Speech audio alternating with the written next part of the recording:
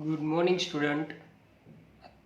અત્યાર સુધી આપણે યુનિટ 3માં વેજીટેટિવ રિપ્રોડક્શન ઇન બ્રાયોફાઇટ જોયું હતું. ત્યાર પછી આપણે જે બ્રાયોપ્સિડા ક્લાસનું ફ્યુનારિયા જીનસ છે એ ફ્યુનારિયા જીનસ ચાલુ કર્યું હતું, જેમાં લાસ્ટ લેક્ચરમાં આપણે ક્લાસિફિકેશન અને જનરલ ઇન્ટ્રોડક્શન જોયું હતું. જનરલ ઇન્ટ્રોડક્શનમાં કે ભાઈ કઈ કઈ જગ્યાએ ગ્રોથ થાય છે, કેવી ભીની અને છાયાવાળી જે જમીન હોય, પથ્થર હોય એ જગ્યાએ, અને મોસ્ટલી જે સ્લાઇટલી બેઝિક એટલે કે પીએચ જેની અબાઉ ટુ 7 એટલે કે દરિયાકાંઠાવાળી જે જમીન હોય, જે બેઝનું પ્રમાણ વધારે હોય એવી જગ્યાએ ગ્રો થાય. અને વર્લ્ડ વાઇડ અને ઇન્ડિયામાં કેટલી સ્પીસીસ મળી આવે એ જોયું. ત્યાર પછી ગઈકાલે વાત થઈ હતી કે ટોટલ જે લાઈફ સાયકલ છે એ લાઈફ સાયકલ બે ફેઝમાં વહેંચાયેલી છે. એક ગેમેટોફાઇટિક ફેઝ અને બીજું છે સ્પોરોફાઇટિક ફેઝ. તો આજે આપણે ગેમેટોફાઇટિક ફેઝ ચાલુ કરીએ તો એમાં સૌથી પહેલાં ગેમેટોફાઇટિક ફેઝમાં જે પ્લાન્ટ છે એ ગેમેટોફાઇટિક ફેઝમાં પ્લાન્ટ સ્ટ્રક્ચર કેવું હોય એ જોવાનું છે. તો સૌથી પહેલાં ગેમેટોફાઇટિક સ્ટેજ શરૂઆત ક્યાંથી થાય? તો કે શરૂઆતમાં જ્યારથી સ્પોરનું જર્મિનેશન થાય અને પ્રોટોનીમાં જે આ રીતના ફિલામેન્ટસ સ્ટ્રક્ચર પ્રોડ્યુસ થાય પ્રોટોનીમાં, એ પ્રોટોનીમાં પ્રોડ્યુસ થાય ત્યારથી ગેમેટોફાઇટિક સ્ટેજ શરૂ થયું કહેવાય. ગેમેટોફાઇટિક સ્ટેજની શરૂઆત ક્યાંથી થાય? તો કે when produce a filament like structure પ્રોટોનીમાં પ્રોડ્યુસ, પ્રાઇમરી પ્રોટોનીમાં જ્યારથી પ્રોડ્યુસ થાય છે, જ્યાંથી અરાઇઝ થાય છે ત્યારથી ગેમેટોફાઇટિક ફેઝ શરૂ થયો કહેવાય. તો આ રીતના ગેમેટોફાઇટિક ફેઝની શરૂઆત છે કે the growth phase occur in life cycle to growth phase, જેમાં એક જુવેનાઇલ ફેઝ સ્ટેજ અને એક લીફી સ્ટેજ. ગેમેટોફાઇટિક ફેઝમાં પણ બે ફેઝ આવે છે, એક જુવેનાઇલ સ્ટેજ અને એક લીફી સ્ટેજ. લાઈફ સાયકલમાં બે ફેઝ, એક ગેમેટોફાઇટિક ફેઝ અને બીજો આવશે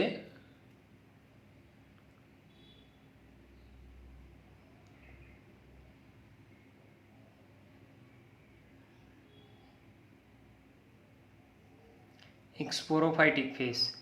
એક ગેમેટોફાઇટિક ફેઝ અને એક સ્પોરોફાઇટિક ફેઝ. તો જે ગેમેટોફાઇટિક ફેઝ છે એ ગેમેટોફાઇટિક ફેઝમાં સૌથી પહેલાં જુવેનાઇલ સ્ટેજ આવે એટલે કે એ પ્રાઇમરી સ્ટેજ.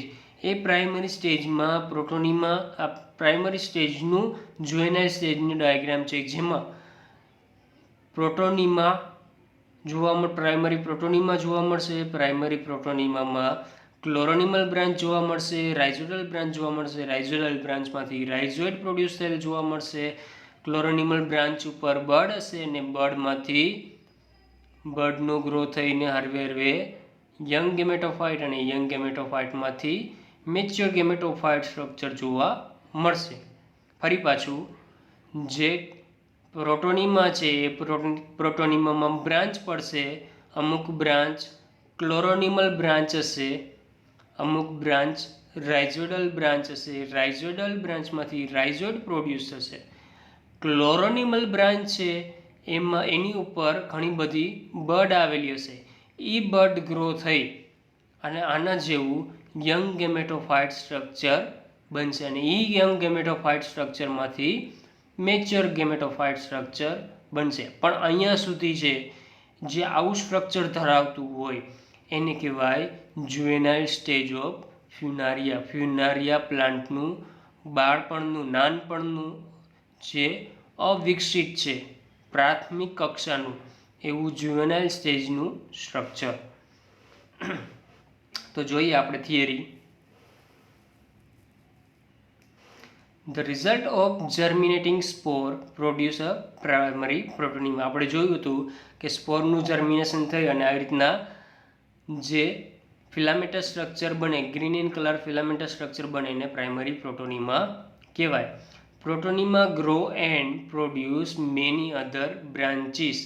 જે પ્રોટોનીમાનો ગ્રો થશે અને ઘણી બધી બ્રાન્ચો પ્રોડ્યુસ થશે. એમાંથી જે ગ્રીન ઇન કલર હશે એ ક્લોરોનિમલ બ્રાન્ચ હશે. બધી પ્રોટોનીમામાંથી જે બ્રાન્ચ પ્રોડ્યુસ થઈ હશે એ બ્રાન્ચમાં જે ગ્રીન ઇન કલર બ્રાન્ચ જોવા મળશે એ બધી બ્રાન્ચને ક્લોરોનિમલ બ્રાન્ચ કહેવામાં આવે. And other branches penetrate into soil. અમુક બ્રાન્ચો છે એ જમીનની અંદર પેનિટ્રેટ થયેલી હશે અને એ કલરલેસ જોવા મળશે, જેને કહેવાશે રાઇઝોઇડલ બ્રાન્ચ. આ પ્રાઇમરી સ્ટ્રક્ચર કે પ્રાઇમરી સ્ટ્રક્ચરમાં ક્લોરોનિમલ બ્રાન્ચ જોવા મળશે, પ્રાઇમરી પ્રોટોનીમા જોવા મળશે અને રાઇઝોઇડલ બ્રાન્ચ જોવા મળશે અને ક્લોરોનિમલ બ્રાન્ચ ઉપર બડ જોવા મળશે. હવે બીજું સ્ટેજ આવે છે લીફી સ્ટેજ. લીફી સ્ટેજમાં રાઇઝોઇડલ બ્રાન્ચ પ્રોડ્યુસ રાઇઝોઇડલ બ્રાન્ચમાંથી રાઇઝોઇડ પ્રોડ્યુસ થશે અને ક્લોરોનિમલ બ્રાન્ચ છે મેની બડ. ક્લોરોનિમલ બ્રાન્ચ ઉપર ઘણી બધી બડ હશે. અહીં ગ્રો થઈને લીફી સ્ટેજ પ્રોડ્યુસ થશે. જે બડ છે એ બડનો હરવે ગ્રો થયા રાખશે અને એમાંથી લીફી સ્ટેજ પ્રોડ્યુસ થશે. જેવું આ રીતના લીફી સ્ટેજ પ્રોડ્યુસ થઈ જશે એટલે શું થઈ જશે? પ્રોટોનીમા degenerate and disappear.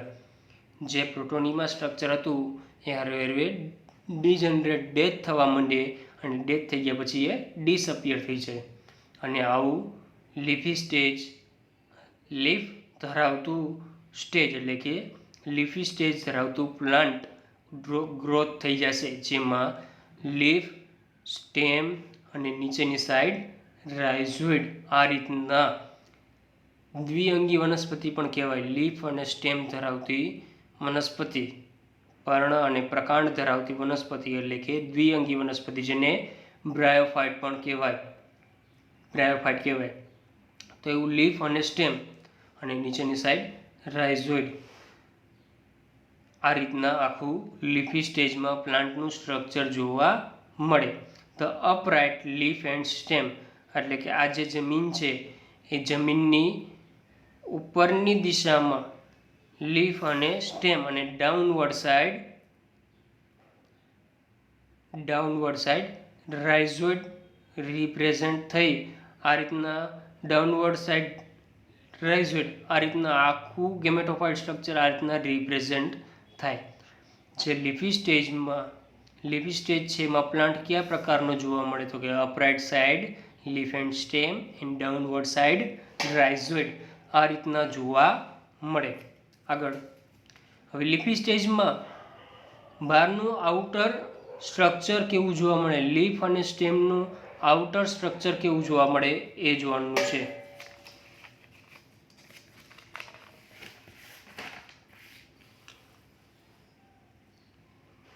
External structure of leafy gametophyte. તો એમાં સૌથી પહેલાં રાઇઝોઇડ. તો રાઇઝોઇડ છે એ કેવું હશે? સૌથી પહેલાં એની કેરેક્ટરિસ્ટિક બ્રાન્ચડ હશે, મલ્ટીસેલ્યુલર હશે.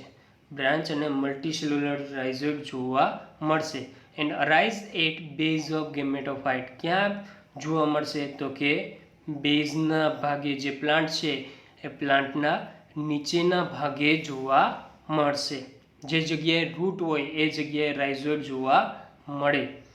The rhizoid are colourless when young but it become brown at maturity. એટલે કે જ્યારે યંગ હશે ત્યારે એ કલરલેસ જોવા મળશે, પણ જ્યારે પ્લાન્ટ આખો મેચ્યોર થઈ જશે, મેચ્યોર પ્લાન્ટમાં એ બ્રાઉન ઇન કલર જોવા મળશે. The function of rhizoid is anchoring and absorbing of water and minerals. એટલે કે પ્લાન્ટને એન્કરિંગ કરી રાખવું એટલે કે જકડી રાખવું અને એબ્ઝોર્બિંગ એટલે કે જમીનમાંથી વોટર એન્ડ મિનરલ્સ એબ્ઝોર્બ કરવાનું કામ રાઇઝોઇડનું છે. ત્યાર પછી છે એક્સિસ.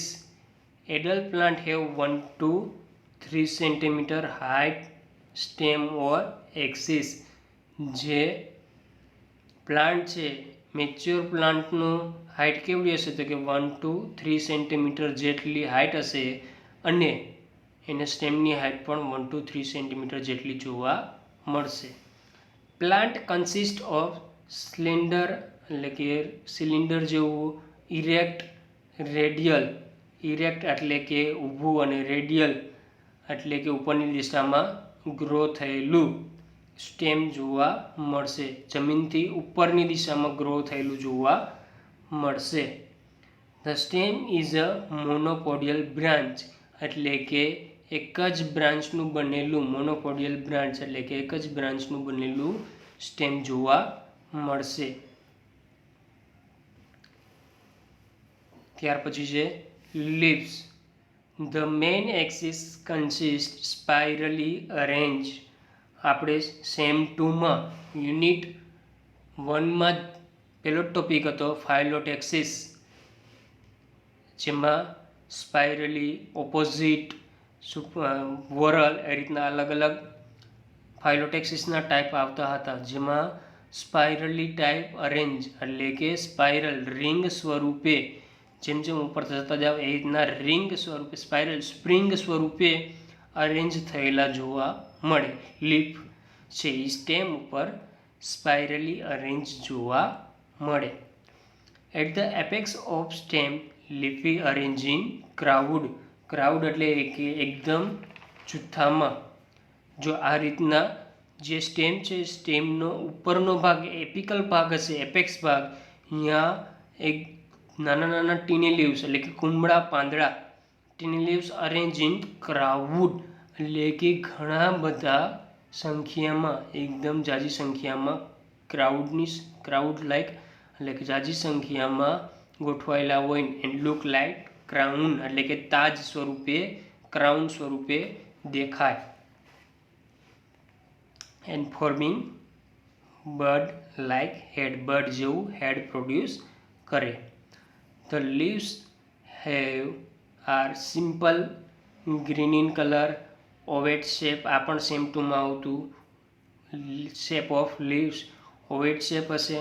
સેસાઇલ લીવ્સ આના પણ 3 ટાઈપ પડતા: સેસાઇલ, સ્ટોક અને સબસેસાઇલ.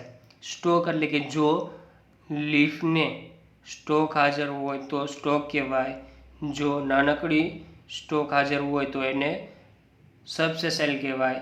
અને એ સ્ટેમ સાથે ડાયરેક્ટલી અટેચ હોય તો એને સેસાઇલ લીવ્સ કહેવાય. અને સેસાઇલ, સબસેસાઇલ અને સ્ટોક્ડ લીફ આ રીતના 3 ટાઈપ પડે. તો આના સેસાઇલ લીવ્સ હશે આ સ્ટેમ સાથે ડાયરેક્ટલી અટેચ જોવા મળશે વિથ મિડરીબ એટલે કે લીફમાં વચ્ચે મિડરીબ હાજર હશે.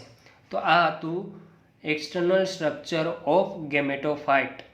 હવે આવતીકાલે જોવાનું છે ઇન્ટરનલ સ્ટ્રક્ચર ઓફ ગેમેટોફાઇટ, જેમાં એક્સિસનું ઇન્ટરનલ સ્ટ્રક્ચર અને લીફનું ઇન્ટરનલ સ્ટ્રક્ચર જોવાનું છે. Thank you.